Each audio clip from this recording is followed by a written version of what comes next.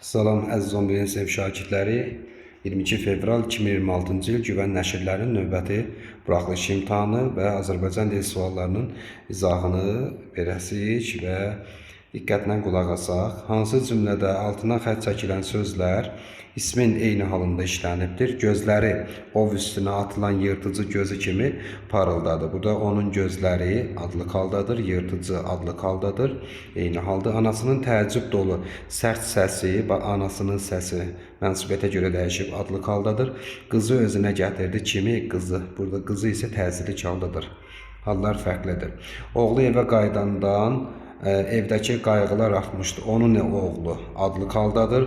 Qayğıları artmışdı. Burada isə qeyri-müəyyən təsirli haldadır. Bunu da siləcəm. Cavabımız 1-4 çıxacaq. Qoca kişi bulaqdan suyu dolduran qadınları gördü.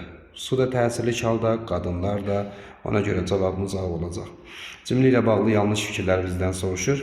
İt onun səsindəki mehribanlığı hiss edib, qabaq ayaqlarını üzəngiyə qoydu və ağlayırmış kimi için zingildədi. Bax, burada qeyd edir ki, ismi birləşmə təyindir Y variantında. Onun səsindəki, bax, bu ismi birləşmədir, amma burada təyin vəzifəsində deyil. İt onun səsindəki mehribanlığı hiss edərək, bax, burada feili bağlama tərkibinin asıl tərəfi kimi işlənib, müstəqil cümlə üzvü deyil. Ona görə Y variantı səhvdir. Hansı cümlədə cümlə üzvünün əlavəsi işlənibdir? Məsələn, biz Y variantına baxsaq, Bakıya qonaq gələn turistləri Nazım müəllim, yəni turizm şirkətinin məsul nümayəndəsi qarşıladı. Nə etdi? Qarşıladı turistləri. Hansı turistləri? Bakıya qonaq gələn kim qarşıladı? Nazım müəllim. Yəni Nazım müəllim kim idi? Turizm şirkətinin məsul nümayəndəsi. Mübtədanın əlavəsi işlənib, cavabımız olacaq Y variantı. Alicənab adamlar cəsarətlə deyilən sözü heç vaxt ləyaqətsizlik hesab etmirlər. Cümləsi ilə bağlı nə yanlışdır? Bax, burada deyir ki, mübtəda müzərrəd isimlə ifadə olunubdur. Ləyaqətsiz hesab etmirlər. Kim? Adamlar. Bax, mübtəda adamlardır. Mübtəda burada mücərrəd yox, konkret isimlə ifadə olunubdur. Biri həmcins cümlə üzvü deyil. Həmcins cümlə üzvü deyil. İndi buna baxasıyıq. O dizləri üstündə dikəldi. Getdikcə ucalan bir səslə dualar oxumağa başladı. Bax, dikələn də, dualar oxumağa başlayan da odur. Həmcins xəbərli, sadə cümlədir. A getdi. Mahmud ağa nəsə yazırdı. Bədahətən söylənən qəzəli tələsi qniyaza tərcümə edirdi. Yazan da, tərcümə edən də Mahmud ağadır. Həmcins xəbər. Qızlar artıq yerdə, yəni çayın şırıltı ilə axan sahilindəki daşların üstündə oturmuşdu. Bax, burada yoxdur. Burada nə var? Cümlə üzvünün əlavəsi var. Ona görə həmcinslik burada yoxdur. Bu yerlərdəki salxım söyüdlər, sərflər qəribə bir təzadla bir-birinə qarışmışdı. Bax, bir-birinə qarışan söyüdlərdir, sərflərdir, həmcins mübtədalar var. Paltarları ora-bura çevirir, quruyanlarını yığıb səliqə ilə qatlayırdı. Ora-bura çevirəndə, qatlayanda odur, həmcins xəbərli sadə cümlədir. Cavabımız olacaq 35-də C variantı. 36-da ümumi şəxsli cümlədir, qeyri-müəyyən şəxsli cümlədir. Xəstələnmək istəməyən adamlar nazik geyinməzlər. Bax, burada geyinməzlər kim? Adamlar mübtədası olduğu üçün bu müəyyən şəxslidir. Bayram tətili günlərini evdə oturmaqla keçirməzlər. Hə, bax, bu ümumi şəxsli cümlədir. Mübtədası yoxdur. Xəbər üçün şəxsin cəmindədir. Fikir hər kəsə aiddir. Xalqın belə kədərli günlərində əyləncə təşkil etməzlər. Təşkil etməzlər. Nəyi, əyləncəni, nə zaman? Xalqın belə kədərli günlərində. Deməli, burada da ümumi şəxsli cümlədir. Fikir hər kəsə aiddir. Mübtədası yoxdur. 2, 3 və burada da 6 da qeyri-müəyyən şəxsli cümlədir. Deyilənlərə görə bizi ezamiyyətə göndərəcəklər kim? Onlar deyə. Belə deyək də fikrən. Onlar mübtədasını səsləndiririk. Ona görə burada da 6-nı götürəcəm. Hansı cümlədə qayıdış növdə olan feil işlənibdir? Bax, burada küncdə qısılıb. Qayıdış növdədir. Ona görə cavabımız nə olacaq? B variantı olacaq. Məsələn, qıvrıla bu yoxdur. Keçib yoxdur. Uzanan yoxdur. Gözləyirdilər yox. İndi onun sarı adətlərini əməl etmək, fikirləşdiyini hər şeydən çox maraqlandırırdı yox.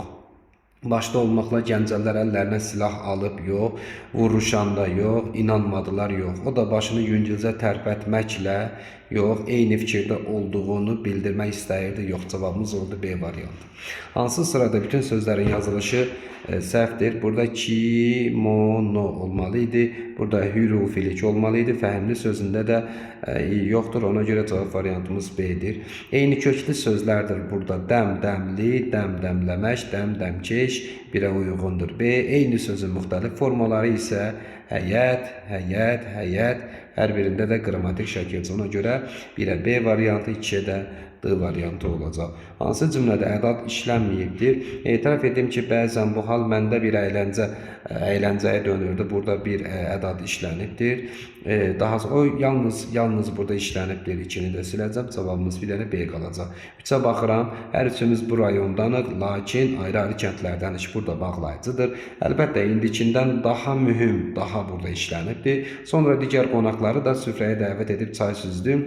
Burada sonra deməli zərfdir. Qonaqları da bağlayıcıdır. Burada ədad yoxdur. Cavabımız həqiqətən də 3 və 5 olmuş olacaq.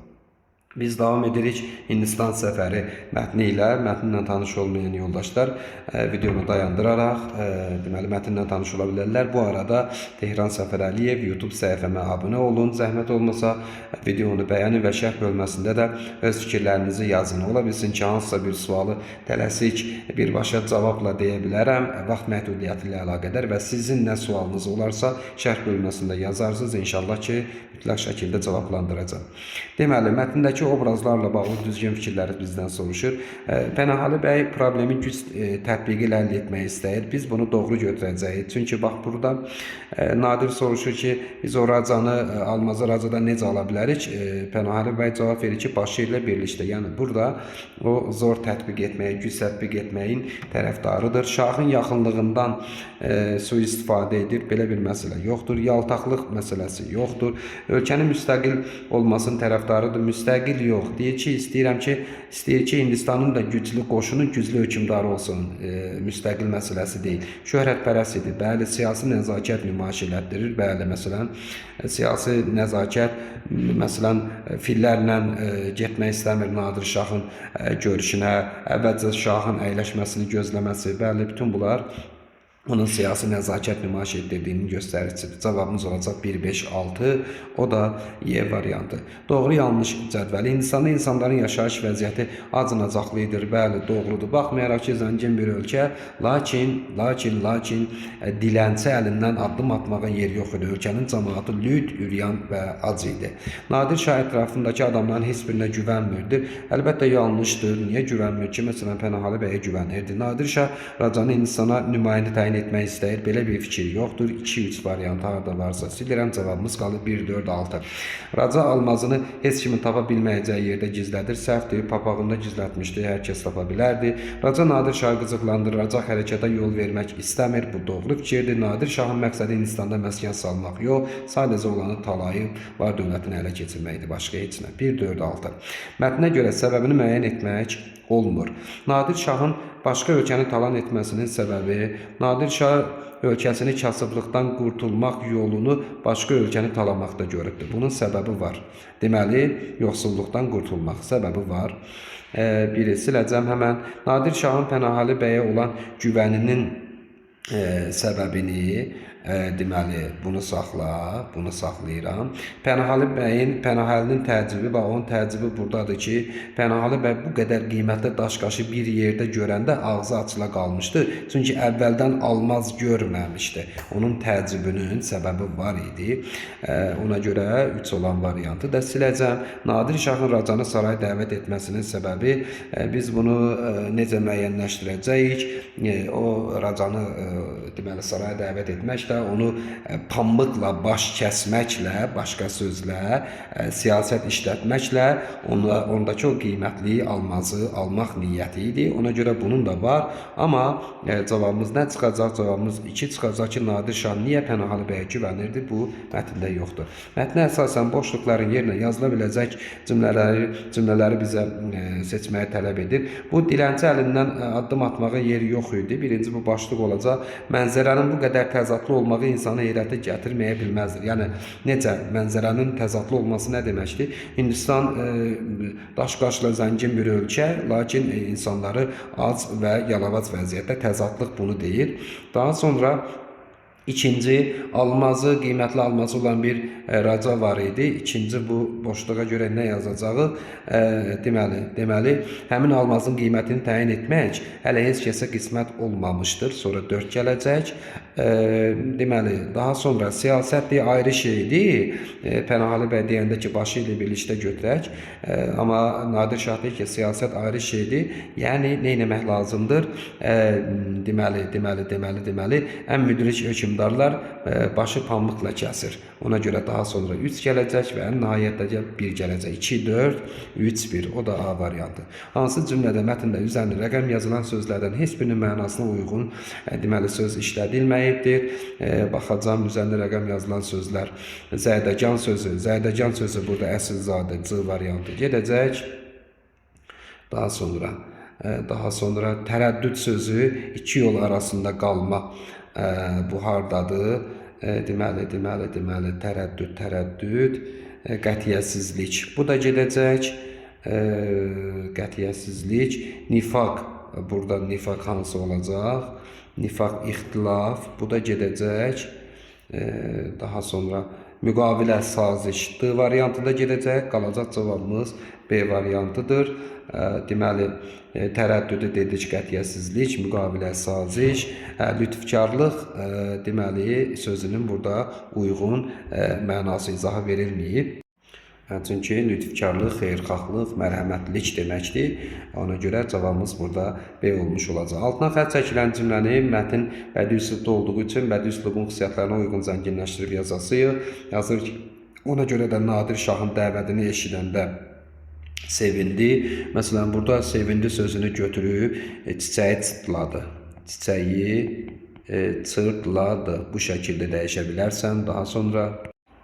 Daha sonra mən bir neçə variantda deyəcəm. Məsələn, yaza bilərik ki, ona görə də Nadir Şahın dəvətini eşidəndə qəlbi sevincdən qanatlandı. Qısa yazacağım. Nadir Şahın dəvətini eşidəndə sevindiyin yerinə yazacağım. Belə yazacağım ki, qəlbi sevincdən qanatlandı. Qəlbi sevincdən qanatlandı.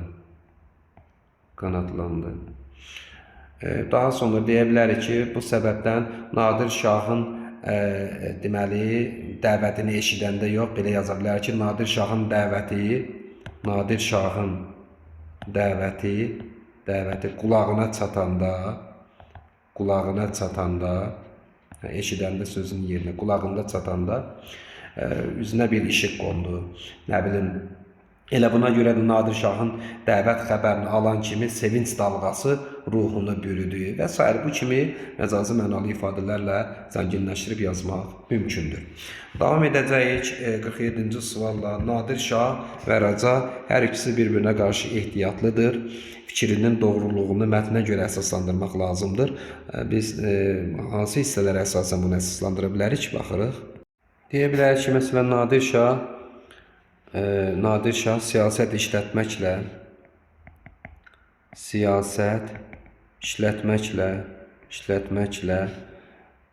deməli, o qiymətli daşqaşı, qiymətli almazı işlətməklə qiymətli almazı deyək ki, Racadan almaq niyyətindədir. Qısa yazacağım.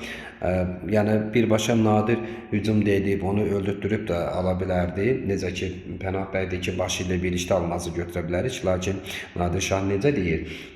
Necə ki, hökmdarlar zamanında pambıqla baş kəsiblər. Yəni, siyasət işlətməklə o qiymətli almazı Racadan almaq olar. Raca isə deməli, Nadir Şaha qarşı münasibətdə o da ehtiyatlıdır. Çünki, belə deyə bilərik ki, o, deməli, Nadir Şahın, hansı ki, dəvəti ilə Nadir Şahın hüzuruna gedəcək, filin üstündəki kəcavəsində getmək fikrindən vaz keçir. Bu, Nadir Şahın xoşuna gəlməyə bilməzdir. Fil üstündə, belə deyək də, Raca Nadir Şahla görüşə Nadir Şahla görüşə fil üstündə getməkdən imtina edir. Çünki bu hal deməli Nadir Şahı qəzəbləndirə bilərdi. Bitti bu şəkildə. Bir-birlərinə qarşı ehtiyatlıdırlar. 48-ci sualda əvvəldə işarə qoyulan ifadələrin mənasını müəyyən etmək lazımdır. Həmin ifadələr gözü doymur, ağzı açıla qalmaq, dişi bağırsağını kəsmək. Gözü doymur ifadəsi, deməli gözü doymur ifadəsi, deməli hansı mənanı ifadə edəcək? Tamahkarlıq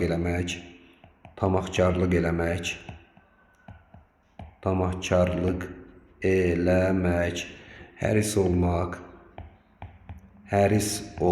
nə bilim, hər şeydə gözü qalmaq, acgözlük eləmək.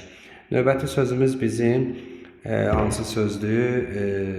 Ağzı açıla qalmaq, heyrətlənmək, təəccüblənmək mənasını ifadə edir. Heyrətlənmək, təəccüblənmək. Və bir də növbəti sözümüz dişi bağırsağını kəsmək ifadəsidir, səhv etmirəmsə. Dişi bağırsağını kəsmək isə belə deyək də əsəbləşmək deməkdir. Nə bilim, daxilən əsəbi hal keçirmək deməkdir. Nə bilim, hirsinə büruzə verə bilməmək deməkdir. Aydındırmı? Nə bilim, hirsindən dodaqlarını çeynəmək, hirsindən bığlarını çeynəmək və s. Bu kimi ifadələri deməli yaza bilərsiniz. Mətnə əsasən Nadir Şahın davranışlarına uyğun gələn fikri müəyyənləşdirək. Amal uğrunda ölmək əbədi yaşamaqdır. Məqsəd vasitəni doğruldur. İndi biz bunu verilmiş bu fikri onun davranışlarına əsasən əsaslandırmalıyıq. Ümumiyyətcə, gəlin birinci bu deyimə bir aydınlıq gətirək. Məqsəd vasitəni doğruldu deyimi nə deməkdir? Əgər, belə deyək, son nəticə yaxşıdırsa, ona çatmaq üçün istifadə olunan o vasitələr ki var, onlar qəbul edilə bilər. Məsələn, Nadir Şahın ölkəsi kasıblıq içərisində idi. Adam neynir? Adam xəzinəni, baxın burada diqqətli oluruq, xəzinəni son qəpiyinə kimi xərcləyib, ordunu döyüşə hazırlayır və Əfqanistandan keçib Hindistana hücum edir. Və ən nəhayətdə nə baş verir? O, bir-birinin şəhərləri aldıqca, bir-birinin ardınca onun qənimət yükü ağırlaşır, çoxlu xəzinələr, qızıl, ləl cəvahirat ələ keçirir, bahalı əşyaların sayını artırır. Yəni, adamın məqsədi var idi, aydındırmı? Və bu məqsəd yolunda da, belə deyək də, müxtəlif vasitələri qəbul elədi. Məsələn, müxtəlif vasitələrdən qəbul eləyib, məsələn, necə? Xəzinəni son qəpiyinə kimi xərcləyib, ordunu döyüşə tam hazırladı ki, onun məqsədi var idi ki, mən ölkəmi bu kasıblıqdan xilas edəcəm. Çoxlu var dövlətlər gedib ölkələri işğal etməklə qənimətlər əldə edəcəm. O baxımdan biz belə deyə bilərik ki, Nadir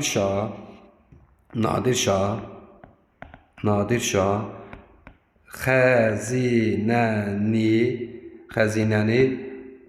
son qəpiyə kimi xərcləyərək, deməli, ordunu gücləndirmişdir.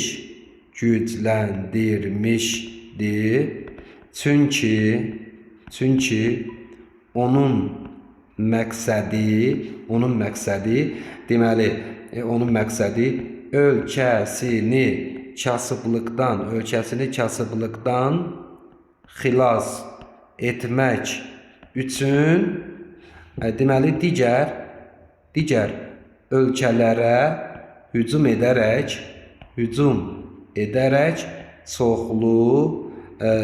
çoxlu var dövlət qazanmaq əldə etmək idi. Bitdi. Deməli, Nadir Şah xəzinəni son qəpiyə kimi xərcləyərək ordusunu gücləndirmişdi. Çünki onun məqsədi nə idi? Ölkəsini kasıblıqdan xilas etmək üçün digər ölkələrə hücum edərək çoxlu var dövlət əldə etmək, qazanmaq və buna da nail olur. Nadir Şah obrazına əsasən cədvəli tamamlayacaq xarakteri xüsusiyyəti nitqi ilə əməli ziddiyyət təşkil edir. Bir də hər kəsə eyni dərəcədə etibar etmir. Biz bunu yenə mətnə əsasən baxasıyıq. Biz bax bu hissəyə əsasən deyəcəyik ki, onun nitqi ilə əməli ziddiyyət təşkil edir. Deməli, hansı ki Raca ilə görüşündə deyir ki, bəs İran deməli bağlanan müqaviləyə görə deməli Hindistan hər il İran mülkünə xərac verməli idi, lakin vəd yerinə yetirilmədi. Biz də gəldik, borclarımızı, xəracımızı aldıq. İndi isə geri qayıtmaq istəyirik. Bu onun nitqidir, düzdürmü? Amma əslində onun amalı, məqsədi nə idi? Ölkəni kasıblıqdan qurtulmaq deməli yolunu başqa ölkələri talamaqda görmək. Çünki ona torpaq lazım değildi. Yeni ölkələrə sahib olmaq lazım değildi. Sadəcə var dövlət əldə etmək deməli lazım idi. İndi biz bunu bu şəkildə mətndən buna aid nümunə deyəcəyik ki, əlbəttə məsələn Nadir Şah, mən bunu qısa yazacağam və sözlə deyəcəm. Nadir Şahın məqsədi deməli ölkələri tutmaq, yeni torpaq əldə etmək yox, var dövlət ələ keçirmək idi. Lakin o Raca ilə görüşündə söylədiyi nitqə əsasən deməli Raca deyir ki, deməli İran mülkünə xərac verməli olduğunuz halda vədi yerinə yetirmədiniz. Ona görə də biz sadəcə olaraq öz borcumuzu, xəracımızı almaq üçün sizə hücum etmişik deyir. Bu da onun nitqi ilə əməlinin bir-birinə zidd təşkil etdiyinin göstəricisidir. Yaxud ikinci məsələn hər kəsə eyni dərəcədə etibar etmir. Əlbəttə etibar etmir. Məsələn biz deyəcəyik ki, bahalı əşyaları növlərə aiddirmişdir. Ən qiymətlilərin keşiyini çəkməyi, qorumağı Pənah bəyə tapşırmışdı. Aydındırmı? Bax, bahalı əşyaları növlərə aiddirmişdi. Ən qiymətlilərin keşiyini çəkməyi, qorumağı Pənah bəyə ayırmışdı. Həmin cümləni də biz bura yazmaqla bu ikinci fikri də əsaslandırmış oluruq ki, deməli, işğal etdiyi ölkələrdə qiymətli əşyaları növlərinə uyğun aiddirmişdi. Ən qiymətlisini Pənahalı bəyə etibar edirdi, həvalə edirdi ki, o qorumalıdır, o keşiyində durmalıdır. Aydındır mı? Bu da onun hər kəsə eyni dərəcədə etibar etmədiyinin göstəricisidir. Növbəti bizim mətnimiz Vezuvi vulkanıdır. Mətnlə tanış olmayan yoldaşlar tanış ola bilərlər. Baxasıyıq bizə deyir ki, 51-ci suala baxacaq. Mətnin tərkib hissələri ilə bağlı nə doğrudur? Və burada Y variantına biz baxsaq, burada əslində ikinci və üçüncü abzasda eyni hadisədən danışır. 79-cu ilə Vezuvi vulkanın püskürməsindən danışır. Ona görə 2 və 3-cü abzasları əslində bir abzas şəklində verilməsi daha məqsədə uyğun idi. Mətnin tezisinə aid edilə bilməz nə? Vezuvi dağı tək təhlükə mənbəyi yox, həm də pənah yeri olmuşdur. Bəli, bu ola bilər. Biri həmən siləcəm. Çünki zamanında Spartak belə deyək, qladiator məktəbindən qaçdıqdan sonra Vezuvi dağına sığınmışdır. Ona görə bunu əsasən deyə biləcəyik. Vezuvi vulkanın keçmişdə püskürməsi ilə bağlı müxtəlif fərziyyələr var. Mütəxəssislərin təbii fəlakətlərə aid proqnozları üst-üstə düşmür. Diqqətli oluruq. Vezuvi vulkanı dünyanın ən təhlükəli vulkanlarından biridir. Bu haqda məlumat yoxdur. Vulkanik tullantı qalıqları yüzlərlə kilometr məsafəyə yayılır. Bax, burada bəli demişdi ki, 650 kilometr məsafədə olan Migdoniya gölə ətrafına yayılıbdır. Ona görə 5 də var. Bax, 5-i də siləcəm. Cavabımız nə qalacaq? 2, 3, 4. Bax, bu hissələr mətnin tezisi ola bilməz. 2, 3, 4. Mətnə əsasən gələcəkdə baş verə biləcək vulkanik partlayışın şiddəti nədən asılıdır? Yerin 8-9 kilometr dərinliyindəki maqmanın növündən və tərkibindən. Bax, burada qeyd edir ki, yerin 8-9 kilometr dərinliyində magma növünün araşdırılmasının çox mühüm olduğunu bildirən tədqiqatçılar indiki magmanın tərkibinin 1000 illər bundan əvvəlkinə oxşar olmasını və son dərəcə güclü partlayış meydana gətirəcəyini vurğulayırlar. Ona görə nə etmək lazımdır? Həmin o dərinlikdə olan magma növünü araşdırmaq lazımdır. Cavabımız avtomatik olaraq C çıxmış olacaq. Doğru yanlış ehtimal. Vezuv vulkanın püskürməsindən sonra məhv olan şəhərlər Pompey və Herkulanumdur. Bəli, burada qeyd olunmuşdur ki, məhv olan şəhərlər, hara getdi bunlar? Pompey və Herkulanum şəhərləri məhv olmuşdur. Bir mətnə əsasən doğru fikirdir. Daha sonra Vezuv vulkanının növbəti püskürməsi zamanı heç bir təbii qalxan rolunda olan dağ yoxdur. Yalan deyir. Bax, burada ən sonda deyir ki, elə bax bu dağ Vezuvi bir dəqiqə hansı hissələrdə idi? Burada deyir ki, Vezuvinin arxasında təbii qalxan kimi dayanan Somma dağı sayəsində. Ona görə 2 yanlışdır. Vezuv vulkanının püskürməsindən sonra kül yalnız İtaliya daxilində yayılacaq. Bunu saxlayıram. Vezuv vulkanı yenə püskürəcəyi təqdirdə insanların həyatı təhlükə altına düşməyəcək. Bu ehtimaldır. 3 yanlışdır. 1-3. Bu tərəfdə də Vezuv vulkanının növbəti püskürməsi 44-cü ildəki ilə eyni güc və xüsusiyyətlərə sahib ola bilər. Bunu da ehtimal edirlər alimlər. 1-3-6. Vezuv vulkanının püskürməsi o qədər güclü olmuşdur ki, Yunanistan arasına qədər kül yayılmışdır. Bu mətnə əsasən doğru fikirdir. Rəqəmlə yazılmış hansı cümləni çıxarsaq, mətnin məzmununa xələl gəlməz. Biz də mətnə əsasən baxsaq, əvvəldə rəqəm yazılmış cümlələrdən bax. Biz bu ikincini çıxarsaq, məsələn, biri çıxara bilmərik. Bir də deyir ki, bu barədə, yəni vulkan püskürməsinin Yunanistan ərazisinə çatması barədə məlumatı filan mütəxəssis veribdir. Bunu çıxara bilmərik. Bax, burada ikini çıxarsa, deyir, müəyyən yerlərdə külün qalınlığı 3 metrə çatmışdır. Heç buna ehtiyac yoxdur ki. Çünki növbəti hissələrdə külün qalınlığından danışmır. Sadəcə olaraq çox böyük miqdarda kül minlərlə kilometr yüksəkliyə yayılmasından danışır. Külün qalınlığından danışmadığı üçün biz ikini çıxarsaq, heç bir problem olmaz. Altına xətt çəkilən sözlərin mətnə əsasən mənasını müəyyən etməyi bizdən tələb edir. Deməli, iqamətgah sözü burada necə deyirdi orada? Vezuvi Spartakın başlatdığı üsyanın ilk dəfə iqamətgahı olan yerdə də səhv etmirəmsə belə bir cümlə idi. Burada iqamətgah sözü yaşayış yeri, nə bilim, fəaliyyətə başladığı məkan,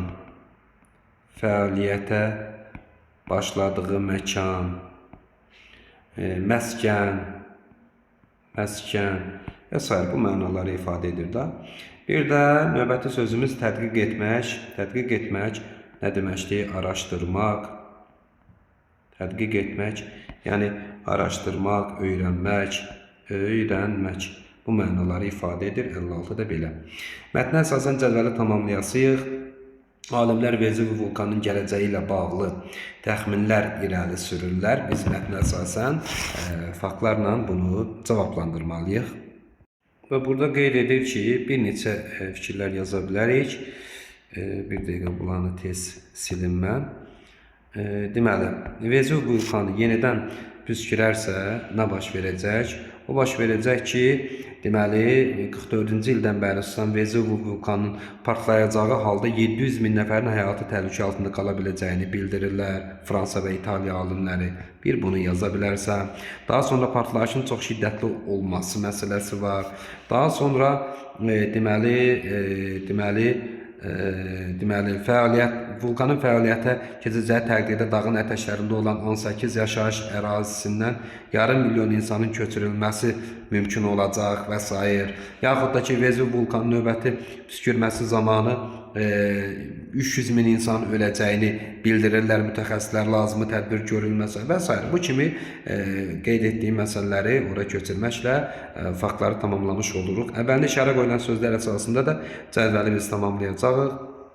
Deməli, həmin sözlərimiz burada susan sözüdür. 44-cü ildən bəri susan, təbii ki, burada poetik funksiya daşıyacaq. Vulkan necə sussun? Bir də hansıdır? Gözümdən yayındı. Bir də burada dağ sözüdür ki, Deməli, informativ funksiya daşıyır.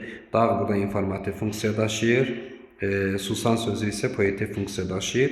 Digər funksiyada biz bunu işlətməliyik. Məsələn, ürəyinə dağ çəkmək, nə bilim mən, atam mənim arxamda dağ kimi dayanıb, bu kimi cümlələr. Susmaq sözünü də həqiqi mənada, məsələn, uşaq susub, valideynlərinə diqqətlə qulaq asırdı və s. Bu kimi cümlədə işlətmək. Bax, bir də deyirik, birinci dağ sözünü, dağı məcazi mənada işlət, məcazi də işlətmək tələb olunur və susmaq sözünü isə, susmaq feilini isə həqiqidə. Bu da rahat bir şeydir, sözlə dedim. Nöqtələrin yerinə uyğun fikir yazmaqla cümləni tamamlayacağıq nöqtələrin yerinə. 18 yaşayış ərazisindən yarım milyon insanın köçürülməsi məsələsi. Nöqtələrin yerinə, bax burada 18 yaşayış ərazisindən yarım milyon insanın köçürülməsi nəyi olar? Köçürülməsi zərurəti yaranacaq, yaxud da ki, ehtiyacı yaranacaq, planı yaranacaq və s.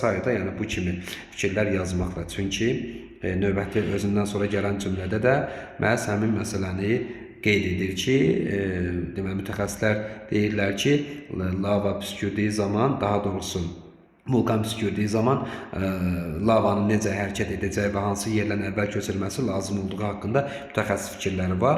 Yəni bu da mümkündür ki, həmin 18 yaşayış ərazisindən yarım milyon insanın köçürülməsi mütləq şəkildə zəruri olacaq, vacib olacaq, ehtiyac olacaq. Və növbəti sualımız tünd hərflə verilmiş cümləni uyğun düzəliş etməklə qüsurlu məqamlardır. Yenidən yazmaq tələb olunur. Burada deyir ki, bu dağ İtaliyanın Neapol şəhəri yaxınlığında mövqe tutur, yox, deyək ki, yerləşir və ucalığı yerinə də hündürlüyü. Hündürlüyü 1280 metr olan vulkanik dağdır. Bir də deyirik, bu dağ İtaliyanın Neapol şəhəri yaxınlığında yerləşir və hündürlüyü 1280 metr olan vulkanik dağdır. Belə, bu qədər. Sağ olun uşaqlar və kanala abunə olmağı da yaddan çıxarmayaq.